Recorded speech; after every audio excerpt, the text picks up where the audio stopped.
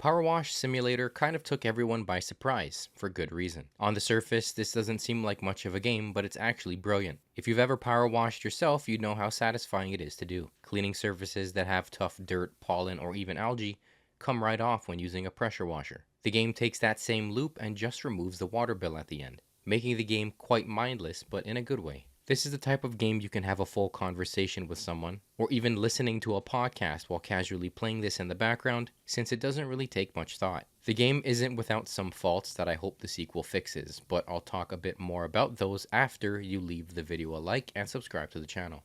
Both are free to do and help the channel grow. Thank you. Booting up the game, the UI is very much designed like you're in a tablet app. Headcanon makes me think that this is a business tablet that allows you to track every aspect of your work. This is also reinforced by the occasional messages you get from customers asking for your assistance on a future job while you're in the middle of one. In these menus, you can view your jobs and its progress as well as the shop. The shop does have some gear for you to buy using the in-game currency. A mix of new equipment, extensions, cleaning liquids, and cosmetics. You start off with a basic washer with a close range attachment. You'll complete jobs which will grant you cash and stars. Some items are locked behind stars, so if you have enough cash, the game stops you from buying endgame washers early on. The reason this is important is because a lot of surfaces, especially mid-game, are stubborn. You have to go over them multiple times or just use a finer tip, which has a big trade-off. You'll have a more powerful stream, but it'll cover less surface area.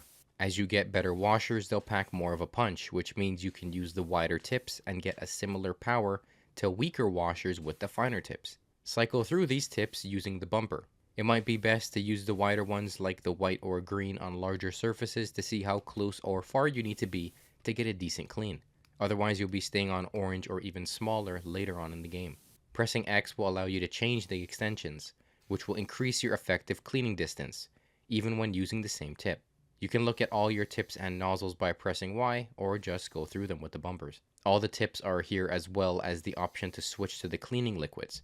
I assume that this is soap, and there are different liquids for different surfaces. Pressing B will allow you to swap them around, and you can buy these liquids in the shop. The cleaning liquids are an aspect of the game that I mostly ignored until I was about halfway through. The reason for this is I wasn't entirely sure how they worked. I was under the assumption that using a cleaning liquid was going to make it easier to wash off after switching back to using water, but this wasn't the case. It's a wider spreading detergent that cleans areas very generously, so you can go in and get the finer details with a different tip afterwards. Like I mentioned, each surface is different, which means you must use a different cleaning liquid to effectively clean it. You can see what the surface is made out of by looking at the top left. It'll also show you the name of the surface and have a bar which will show you how dirty it is. As you clean it, the bar will shrink. The job details will give you the name of each surface that needs to be cleaned and the percentage that they are cleaned. When you're winding down a job, when there are 3 or less separate surfaces that need cleaning, it'll give you a little checklist. This can be very helpful or not at all. There was more than one time that I was cleaning something that had like 30 objects all named the same thing.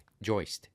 Okay, so 29 out of 30 joists are cleaned and the last one is 99% cleaned. 99 is good until you realize that when you press right on the D-pad, which highlights the surfaces that are still dirty, that last little bit won't even be noticeable. You'll need to look at every surface with that name and keep an eye on the bar on the top to see if the bar isn't completely empty. And I believe that the surface you're looking for isn't exactly centered on the screen. So the middle of the crosshair isn't what determines the info that the game is giving you. But the one thing I really do like about the game is how generous it is when it comes to cleaning intricate surfaces. Like hand railings, mirrors, door frames, or anything with multiple angles required to clean are much easier to get to 100%.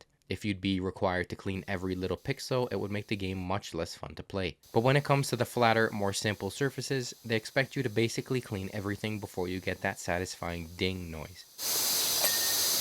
The game also has a bunch of DLC that are themed from other games and even some movies as well, so there's lots of content available. Some are free, but most are not. You can pick them up in various bundles on your favorite digital game store. That's the gist of it.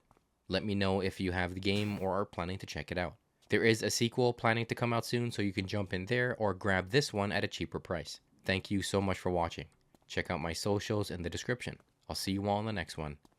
Stay safe.